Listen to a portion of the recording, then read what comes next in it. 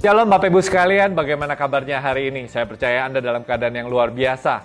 Nah, saya mau cerita nih kepada Bapak Ibu sekalian. Saya itu memiliki hobi berolahraga lari.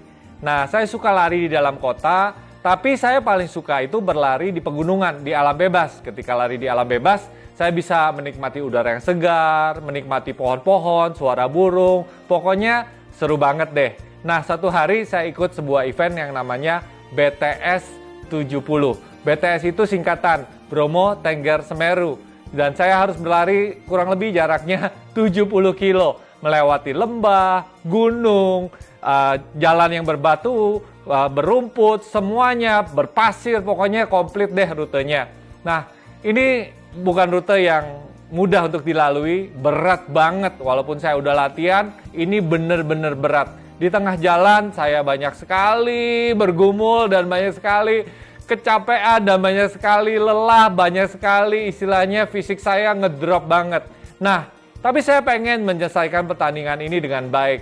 Apa yang saya lakukan ketika menghadapi medan yang begitu berat, tantangan yang begitu besar dalam kehidupan saya ketika ngelewatin BTS 70 ini. Ada satu firman Tuhan yang menjadi pegangan waktu saya berlari. Itu diambil dari Roma pasal yang ke-12, ayat yang ke-12. Bunyinya demikian.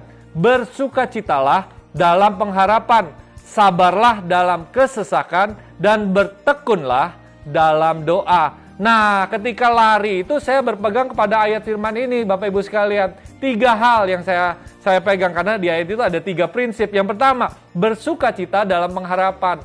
Nah, ketika kita menghadapi tantangan yang begitu berat, kita nggak boleh letih, lesu, nggak bersemangat. Tapi kita harus bersukacita dalam pengharapan. Nah, apa yang saya lakukan kalau ketemu sesama pelari gitu ya Bapak Ibu sekalian, saya akan sapa mereka, halo gimana kabarnya? Walaupun badan udah capek, walaupun badan udah lelah banget gitu, pengen nyerah gitu ya. Tapi saya selalu menyemangati diri, saya bangkitkan iman saya, dan saya katakan, ya saya menyapa semuanya. Kalau ketemu warga, ketemu petani yang bawa hasil kerjanya, saya selalu sapa mereka, gimana Pak kabarnya? Saya ambil waktu ngobrol sama mereka, saya menunjukkan semangat saya, memilih untuk bersuka cita dan tidak berduka cita, padahal badan itu udah capek banget. Lalu yang kedua yang saya lakukan adalah di sini dikatakan sabar dalam kesesakan.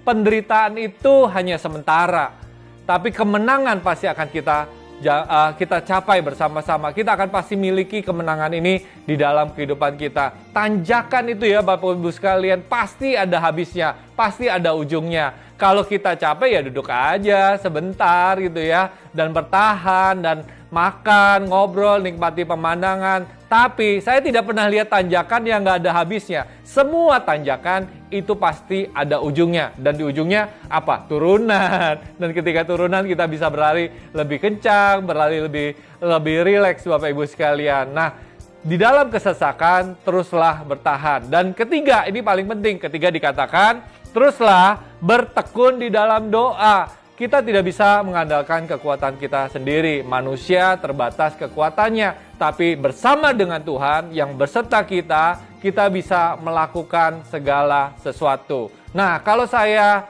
bisa lolos ketika ikut BTS 70, tahu nggak Bapak Ibu sekalian berapa lama? 17 jam lebih, hampir 18 jam saya berlari, saya ya ada jalan juga sih, ada nongkrong juga sih, tapi selesai sebelum batas waktu yang ditentukan panitia.